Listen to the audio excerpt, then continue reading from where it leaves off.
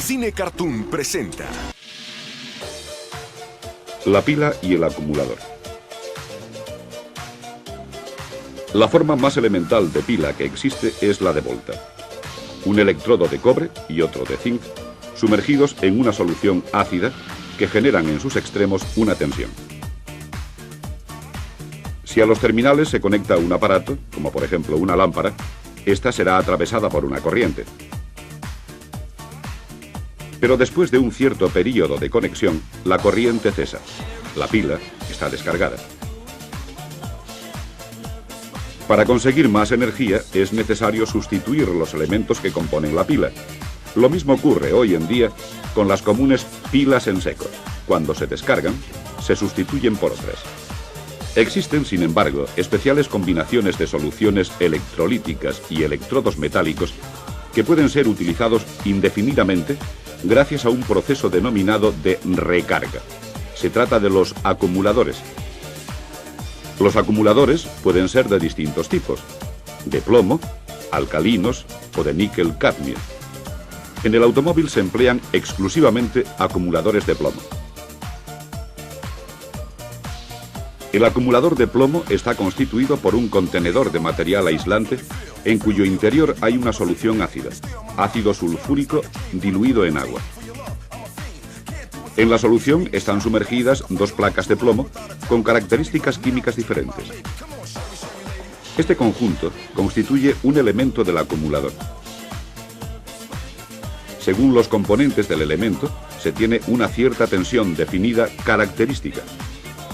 Para la pila tradicional, de plomo y zinc, por ejemplo, la tensión es de 1,5 voltios.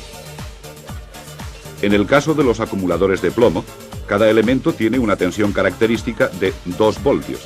Para obtener 12 voltios es necesario conectar de forma oportuna, es decir, en serie, varios elementos, constituyéndose así una batería. Si a los terminales de dos placas de un elemento se aplica una cierta tensión, se crea en el líquido una disociación electrolítica en la que una placa se carga positivamente y la otra negativamente. El acumulador se carga. Si por el contrario, a las placas cargadas de electricidad se conecta un aparato, en el elemento se manifiesta una reacción química inversa a la precedente y a través del aparato fluye corriente.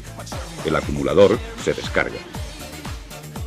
Durante la carga, la placa positiva se transforma en dióxido de plomo y la negativa en plomo esponjoso. Simultáneamente, varía la concentración de ácido sulfúrico en el agua, es decir, aumenta. El fenómeno inverso se manifiesta durante la descarga. Midiendo, por tanto, la densidad de la solución ácida en el elemento de la batería, se puede saber si ésta está cargada o descargada. Debido a que las reacciones químicas que acontecen en la batería se producen sobre las superficies de las placas, la cantidad de energía almacenable en un acumulador depende de la superficie de estas.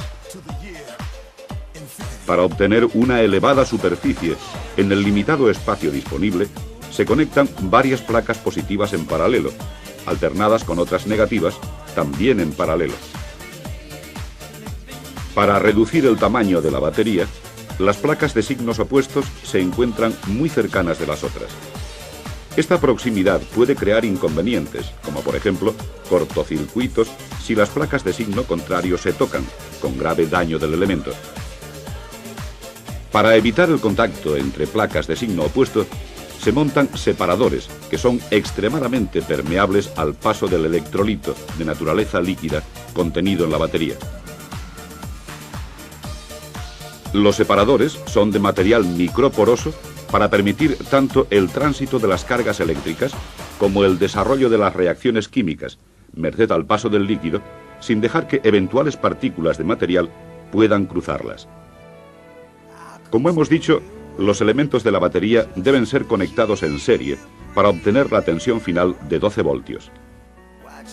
Las conexiones entre los elementos se realizan exteriormente a la batería por medio de un puente entre los terminales que sobresalen de las celdas.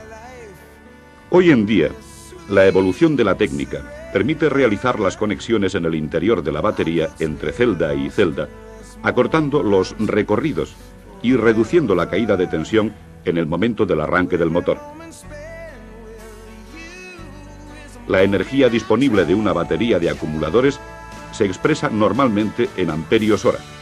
Se dice, por ejemplo, que una batería es de 50 amperios hora. ¿Qué significa esto exactamente? Significa que la batería está en condiciones de suministrar 50 amperios en continuidad durante una hora, o 1 amperio durante 50 horas, o 2 amperios durante 25 horas, o 25 amperios durante 2 horas, etc. Cada acumulador lleva escrito sobre la carcasa el valor de su capacidad y el valor de la corriente de carga. La corriente de referencia indica la aptitud de la batería para realizar un mayor o menor número de arranques del motor. Vamos a ver ahora cómo se puede controlar el nivel de carga de una batería empleando el polímetro.